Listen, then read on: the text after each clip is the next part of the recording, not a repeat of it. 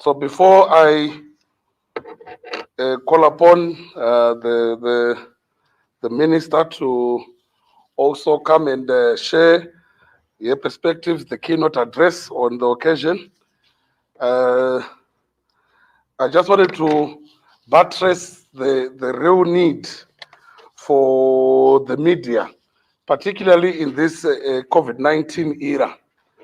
Where I come from, people know that there is COVID-91, and it is our responsibility so they were saying, no, COVID-91, and we need to wear our masks and always have sanitizers.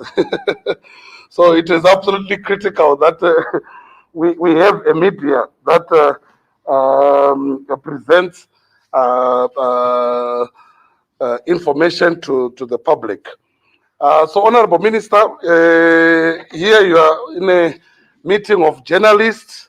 Yes, we've got members of the diplomatic corps and parliamentarians and so forth, but it is an occasion for journalists. And generally, journalists, we do not have much protocols because ordinarily, perhaps we would have asked someone to come and introduce you and so forth. But for this particular occasion, allow just a young journalist like me to to ask you to come and present your keynote address. Thank you very much. I want to promise you that after it's almost about 3 years now as a Minister of Information, Publicity and Broadcasting Services, I've really become part of you. I'm almost like another journalist. I have absolutely enjoyed it. And this is why when you call me, I never say no. No matter how busy I am, this is important. So it is very good to be among you as journalists. Let me do my salutations. I hope, am I supposed to be using, which one? And you sprayed it, right? Thank you very, very much. Let me do my salutations first. I want to salute the Honorable, I do have His Excellency, the EU Ambassador to Zimbabwe, Mr. Timo Ikonon. I've just seen the Chairperson of the Parliamentary Committee on Foreign Affairs and International Trade, my Honorable Shamu there. And I know he's also a member of the parliamentary portfolio of my ministry, which is on information, publicity, and broadcasting services. And I'm sure we do have honorable members from that committee. I want to salute you. We also have seen, I've seen the chairperson of the Zimbabwe Media Commission, the vibrant Professor Ruby Magosongwe. It's a pleasure seeing you here. The MISA Zimbabwe trustees and board members and members of NGC, we salute you for coming. Leaders of the Media Alliance of Zimbabwe, colleagues and friends. If I have left anybody, please allow me to say all protocols observed. The journalists yourselves, and we normally call you the members of the fourth estate.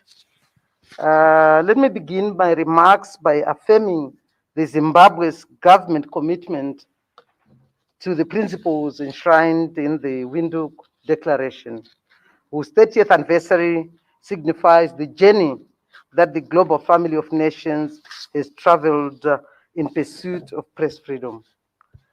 The subsequent proclamation of World Press Freedom Day by the United Nations on the strength of a recommendation by its agency, the United Nations Scientific and Cultural Organization, which is UNESCO, demonstrates how a free press is the cornerstone of democratic societies and a key pillar for development. The coming together of African journalists who in 1991 in the Namibian capital of Windhoek, laid the foundation for the recognition of the need for press freedom, independence, and pluralism in Africa and in other parts of the world. Indeed, this was a seminal moment. As we gather today, ladies and gentlemen, we are not just reflecting on this great moment in history, but also the journey that we've walked thus far, as well as the road ahead, which seems just as narrow and winding because of evolving challenges being faced by the industry and the world at large. Ladies and gentlemen, the existence and function of the media constitute an interaction of various role players in government, media establishments, and the society that we operate in. Thus, the media is a complex ecosystem that plays an important part in our daily lives across political, social, economic, technological, and other functions of society. For us, governments, as correctly noted by UNESCO, May 3 acts as a reminder of the need to respect commitment to press freedom. It is also a day of reflection among media professionals about issues of press freedom and professional ethics.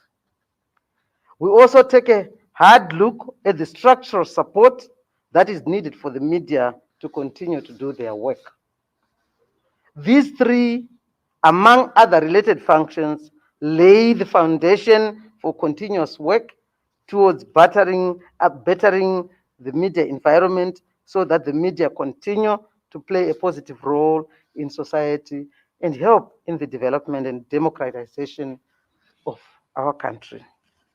Ladies and gentlemen, Zimbabwe under the Second Republic, led by the President, Comrade E.D. Mnangagwa, is on an unprecedented path of not just opening up the media sector, but also making the work of our media workers freer and without hindrance.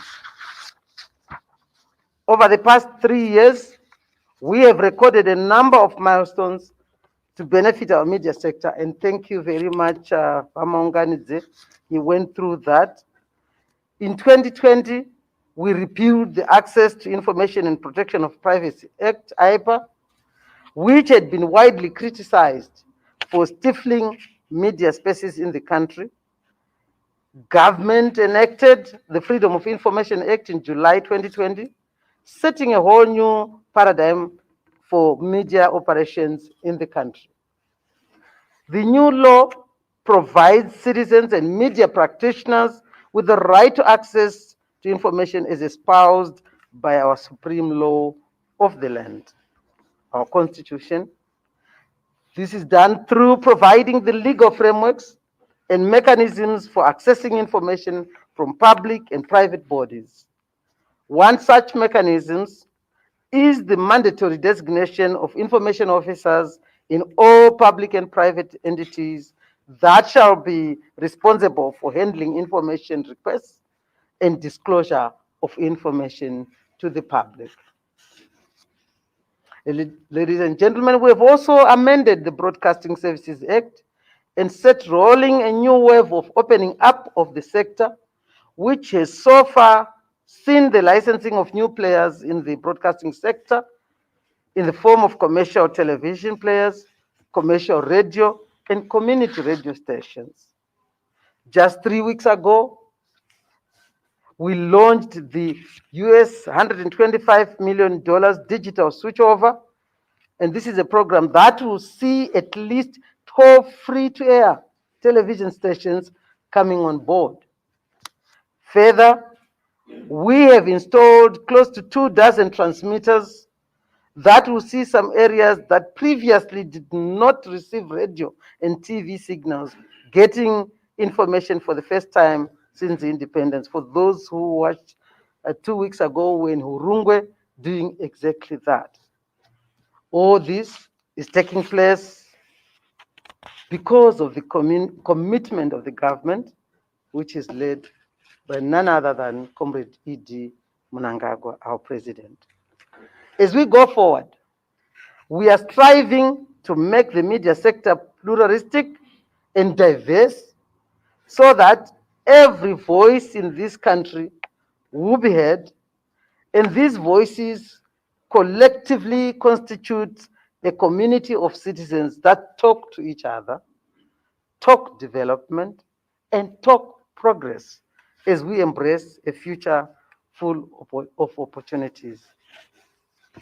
Ladies and gentlemen, we are commemorating this World Press Freedom Day under the theme Information is a Public Good. And that I quote. This theme serves as a call to affirm the importance of cherishing information as a public good and exploring what can be done in the production, in the distribution, and reception of content to strengthen journalism and to advance transparency and empowerment while leaving no one behind.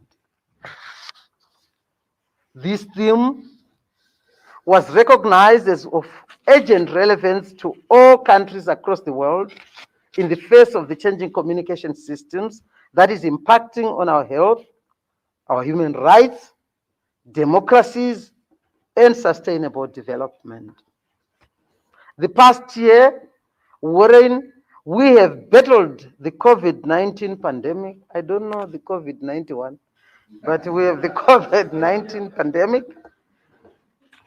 And let me say that has laid bare some of the challenges and opportunities for the media sector and the primacy of the notion that information is a public good. And at this point, I think I really want to thank the media houses or media institutions for the work which you have done to make sure that you spread the word to all Zimbabweans without leaving anybody behind so that we contain this pandemic which is upon us. So, first, during this pandemic, we all understood how important information about this unprecedented disaster was.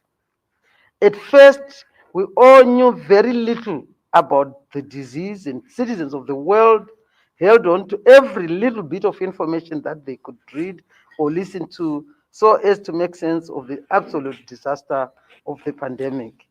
Even as a ministry, we also found the importance of establishing a call center because we knew that COVID-19 will come up with a lot of anxieties on our populace where they would need to validate whatever information they read, whether it's on social media, whether it's somebody who comes from town, So we have a call center which allows all Zimbabweans from all corners of our 10 provinces to call and validate information and ask any inquiries which they may have coming from all the anxieties of this pandemic.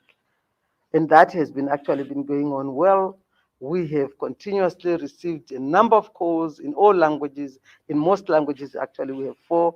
We intend to increase the desk so that we can actually accommodate all the languages which are considered, which are formal. Unfortunately, in this desperation, our people became victims of misinformation as a side and disinformation, or what is generally referred to as fake news. And fake news became a pandemic within a pandemic. Yes, the phenomenon of social media, we can't run away from it. We know our young ones, they are glued to their gadgets, and it's important to make sure that we put the good narrative on those social media platforms so that at least our people are well informed, especially in the face of a pandemic like COVID-19. The role of established media in disseminating correct information to citizens became evident. We all turned to trusted news sources for the correct and up-to-date information and news. Even then, our media here in Zimbabwe and abroad were not fully geared for the pandemic and how to operate in a disaster zone like that one. This brings me to the second most important aspect raised in this theme, the sustainability of media establishments. In this, we have seen just the amount of carnage the COVID-19 pandemic wrought on the global economy. And let me say, those countries who have actually dealt with the speed to at least turn around their economies, which have been ravaged by COVID-19, are digitalized. The issue of digitalization is very important. The media sector obviously was not spared with this COVID-19. In fact, the pandemic precipitated some of the problems that the sector was already facing in terms of viability and business models. The pandemic hastened the downhill spiral of media economies. Now, our media establishments have been forced to cut down on cost and staff, streamline business, as well as adopt a wait and see approach. They are barely surviving. This causes a lot of problems for media workers and the whole media value chain.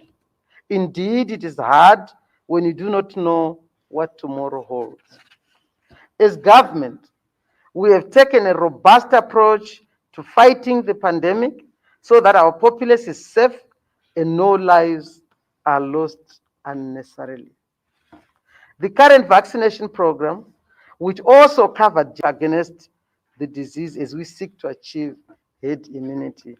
You saw that as a ministry, we did all our best to make sure that our journalists, who we believe are frontline workers, are actually put on the list, the first phase of vaccinations. And I hope all of you have taken that opportunity of being on the first phase to get vaccinated by now. So this current vaccination program, which also covers you as frontline workers, is meant to create that bulwark against the disease. After achieving herd immunity, the economy can return to previous routines and become more predictable, and our jobs will be secured once again. However, this is not as simple, ladies and gentlemen. It's not as simple. And we urge citizens to continuously engage in measures that are currently being pursued to fight the pandemic, with the media playing an important role. And you do play a very important role. And I want to repeat, as a Ministry of Information, Publicity and Broadcasting Services, we are very happy about the work which our media have been playing in this role to make sure that we contain this pandemic, the coronavirus. Thirdly, as government, we want to make sure that, as dictated by this year's theme, we will leave no one behind by continuously opening the media space so that even the remotest villages and historically the most marginalized communities find their voices so as to aid their development within the context of our growth trajectory under the Second Republic. We need to cover news of the whole country. It is important that we get to understand the thinking of every Zimbabwean. This is why our office, our ministry, doors are open, because we want to learn from you. We want to get that information which you collect from all Zimbabweans so that we move together with everyone. And my president is on record in terms of we should move as a bloc, as Zimbabweans. It is our Zimbabwe together. And all what we are doing is to make sure that we bring every Zimbabwean on board. We urge various actors to continually engage government and come up with solutions and technologies that will enhance media and communications in the country. That time is gone. When you just say, oh, amene koko hurumende, isusu tiri kuside uku. Aiwa, let's all move together. It is our country together. There's a lot of expertise out there. There's a lot of information out there which will help this government achieve the Vision 2030. Ladies and gentlemen, we look to the future with great hope that the media will come from this pandemic stronger, even if significantly changed. Already we are seeing the growth of new media establishments and startups that are coming with new ways of doing business and taking advantage of our enabling environment. I sincerely want to continue to say this is our Zimbabwe together. We need to move together. We urge all media, old and new, to become conscious of the role, rights, and responsibilities so that the sector, which is dubbed, which is you, the fourth estate, can be a partner for development. We have seen that some media activities could be harmful, driven by toxicity, hate, malice, and divisiveness. Let's move away from that. This is not the essence of freedom of the media. And the opening up of this sector, the sector to plurality, we will continue working with you towards making sure that there is freedom of the media in the opening up of the sector to plurality. Media practices should be guided by professional ethics and core tenets such as truthfulness, accuracy, and fairness. Let's report truthfulness, accuracy. We demand a media that is cognizant of the national interest. It is our country. So whatever you pick a pen to write about, whatever you say, should build Zimbabweans, should make Zimbabweans united, should make Zimbabwe move to the next stage. So we have a duty to protect the national interest. In that exercise of our rights and freedom, you really, and I repeat, you have a special duty to be one of the leaders of process for this country. Happy World Press Freedom Day, and we wish you all the success in today's proceedings. Thank you, and I want to thank you again for inviting me. Thank you sincerely.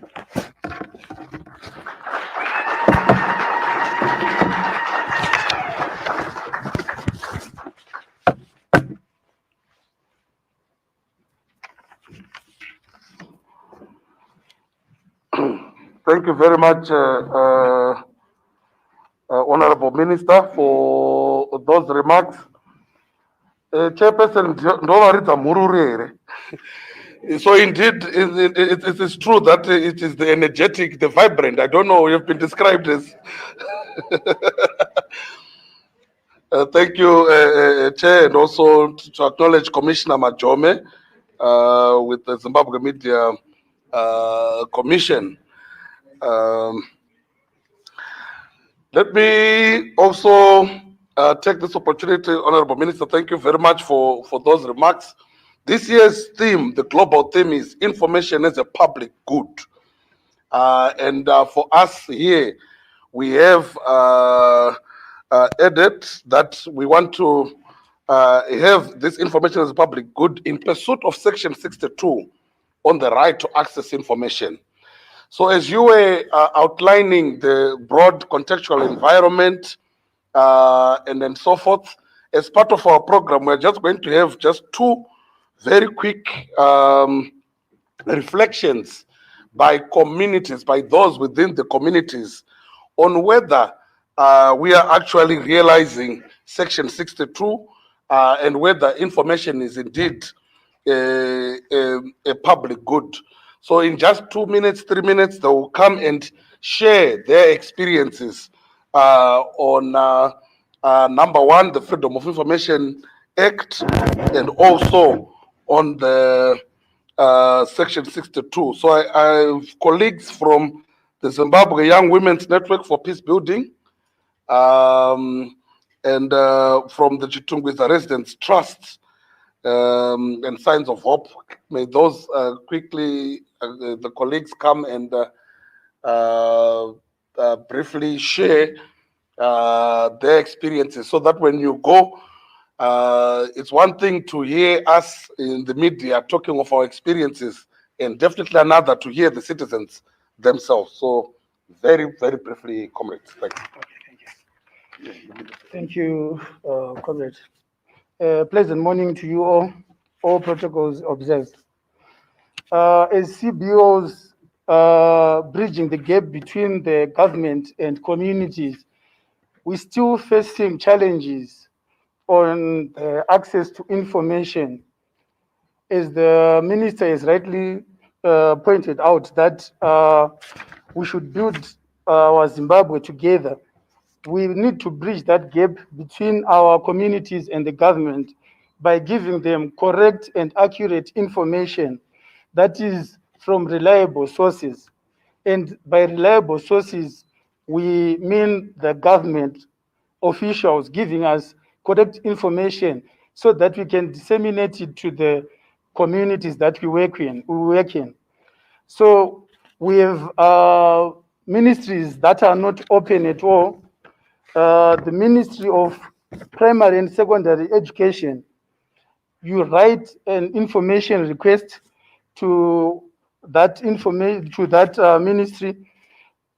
Sadly, they refer you to the newspapers and their online media platforms. Secondly, we have the Ministry of Transport and Ministry of Transport. They do not respond at all. Such ministries are deterring the progress that you are trying to make as the government.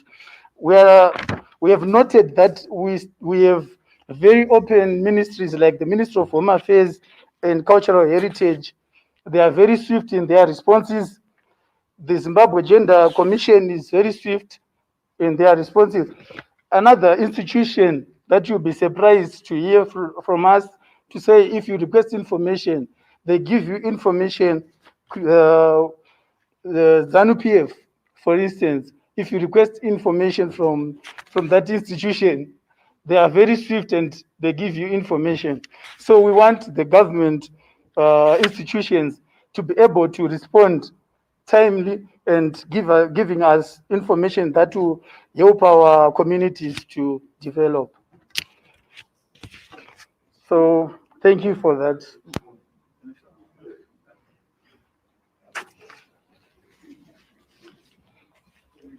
Good morning, everyone.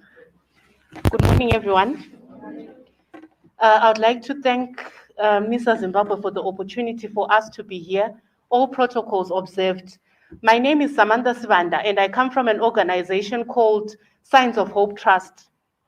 We deal with persons with disabilities, and we are glad to be one of the partners in trying to access information. It's not a secret that information for people with disabilities needs to be in a form of accessible formats because they have got other challenges. I'm here with my colleague Jennifer. She's a person with albinism, and I'll just like her to highlight a little bit of what challenge she faces in trying to access information. So I think Ms. Mchangwa actually talked about leaving no one behind. And people with disabilities are the highest minority group in the world. And we don't look forward to the media or any other office in that regard trying to block any information from them or making information inaccessible for them. I'll hand over to Jennifer before I make steps into letting you know how we as a CBO have tried to access information from the government institutions. I thank you.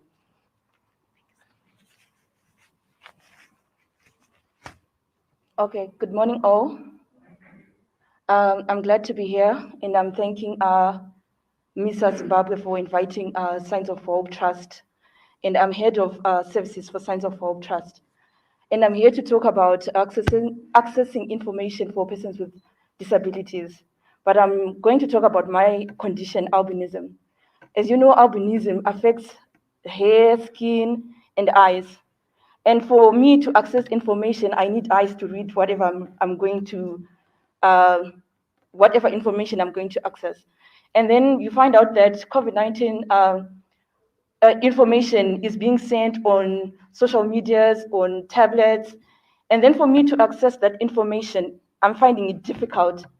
Hence, I have to zoom in on some of the information I receive because I'm getting information in small fonts. That's a challenge for me. I'm missing out information, important information.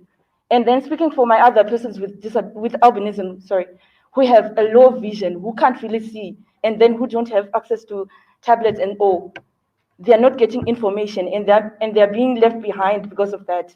I think we have to have information on bigger phones, on paper, on bigger phones. With that, I thank you. Thank you so much, Jennifer, for letting us know what kind of challenges persons with disabilities or persons with albinism are facing. So Jennifer is just one group of people with disabilities. 12% of the population in Zimbabwe are deaf. There's another population who are visually impaired or blind. There's another population with intellectual disabilities like autism and so forth. Learning challenges. If you're putting your information in numbers, such as the COVID-19 numbers, people with learning challenges like dyslexia who can't read or write or read other information, they struggle with that. As an organization, we are trying, and we are thanking Mr. Zimbabwe for giving us the opportunity to access the information from government and cascade it down to people with disabilities. However, when we get to some offices in government, they do not give us that information. My colleague rightly talked about the Ministry of Education. We have gone to this ministry several times asking about the information so that people with disabilities can also access. We don't end by asking the information. We invite the officials to come and meet the people with the disabilities. Ministry of Health, the Zimbabwe Electoral Commission, Ministry of Publicity, Mrs. Mtwangwa's ministry, they have come all to our meetings. ZimSec has come, but we are facing these challenges for organizations who will not tell us what we're asking for. They refer us to the website. When you look at the website, it's not working. In closing, I would like to commend all the ministries that are working hard to provide this information. And I would like to encourage that the other ministries that we also approach, please, we come in good faith, and we really want to work with the government. We are nothing without our government. And I want to encourage them that they trust us and that they come and meet us and give the information to the people. I thank you. Good morning, ladies and gentlemen. Thank you, Mr. Zimbabwe, for allowing us the opportunity to stand before you. All protocols observed. My name is Michael Kuvea from Chitrest. As an organization, our cry as an organization has been for the council to make access information available to over 1 million population. As a residents group, we yearn for information on the following: budgets, rates, water availability, and refuse collection. We have made a lot of request letters to the council, and MISA at one point in time we have engaged MISA to intervene, but no action or information has been released or made available. Last year, we managed to approach the council to move the dates of the budget consultative meetings to the weekend, since they had allotted it for during the week, and we had said it was not possible for everyone to access and have a say in the budget. We hope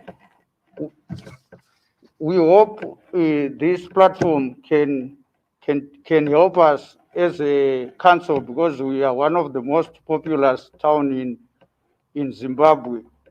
I thank you. Happy World Press Freedom Day.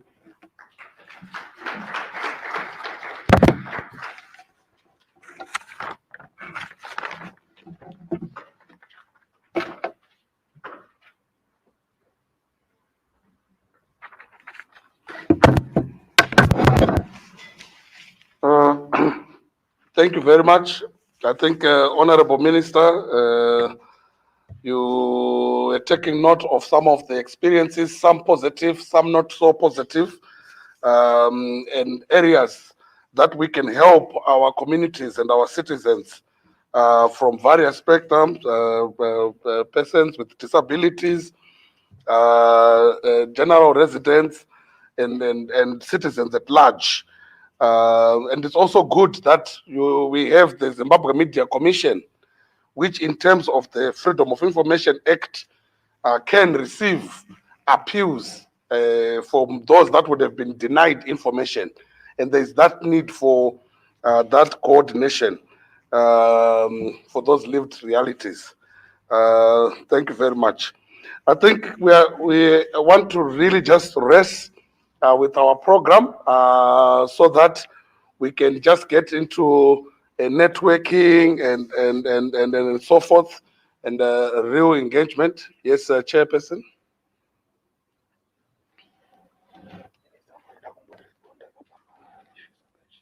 Okay. All right. Okay, thanks. I've been advised that through the MC, the minister, you want to. The good thing is you've acknowledged that there's someone directing ceremonies. Thank you very much. I'll give you the opportunity. Thank you very much. to respond. Thank you very much for giving me an opportunity to respond.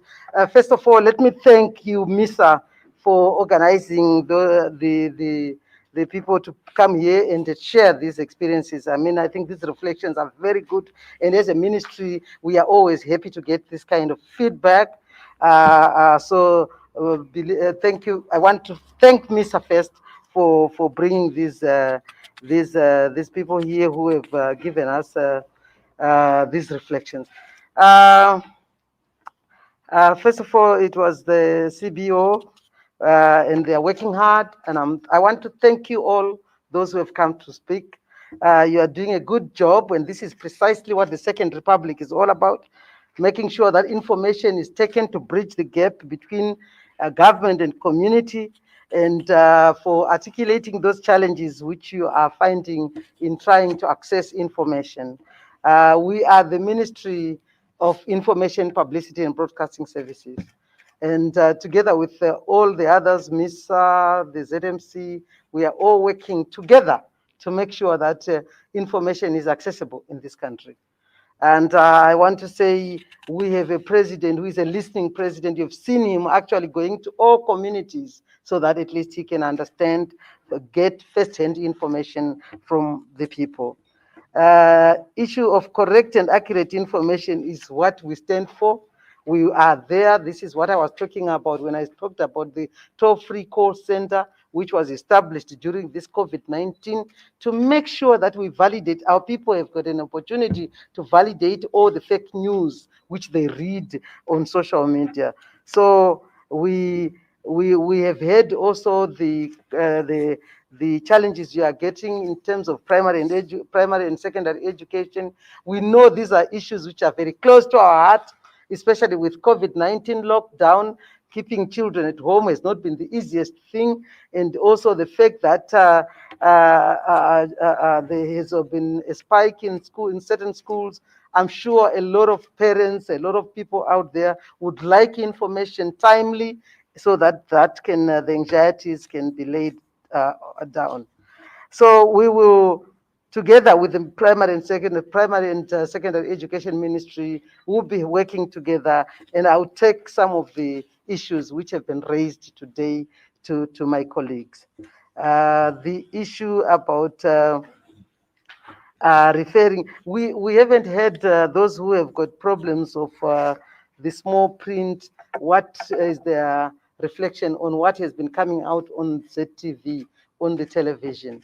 Because we have tried in so many ways to make sure that information is also, ZBC is running a lot of drama, skits, and all that, to make sure that this information, nobody is left behind when it comes to containment of the COVID-19 pandemic.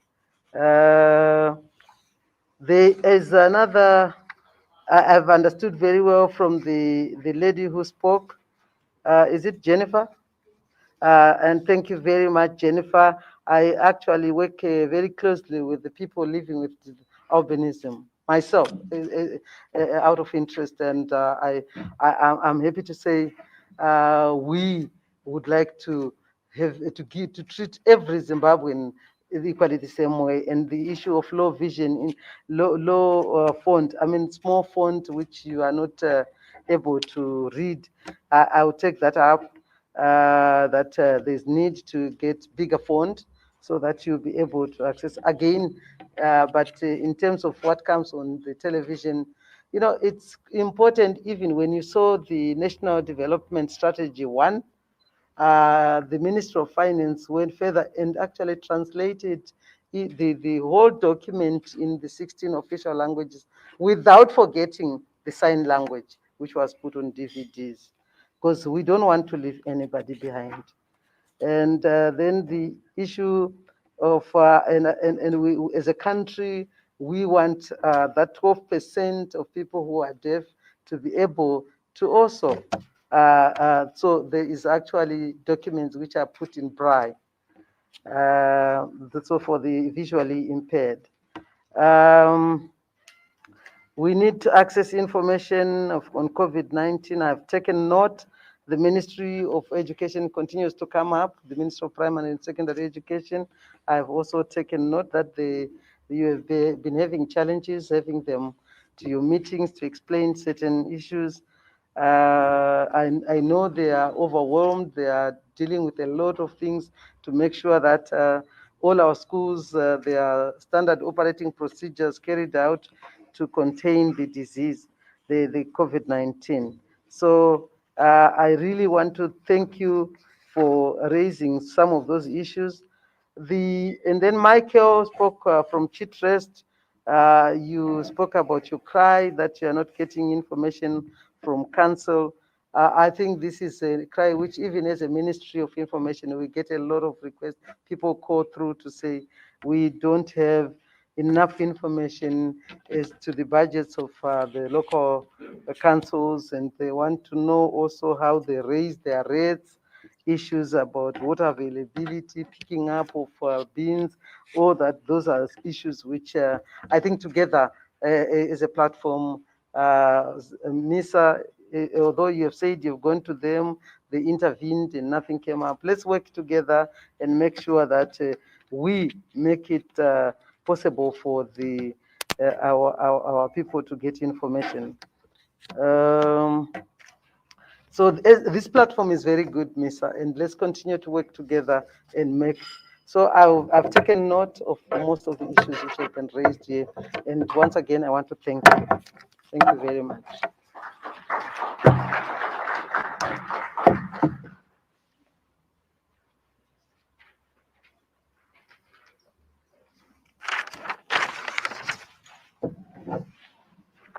Thank you very much, Honorable Minister, for those reflections. Indeed, there is a scope for enhanced collaboration in addressing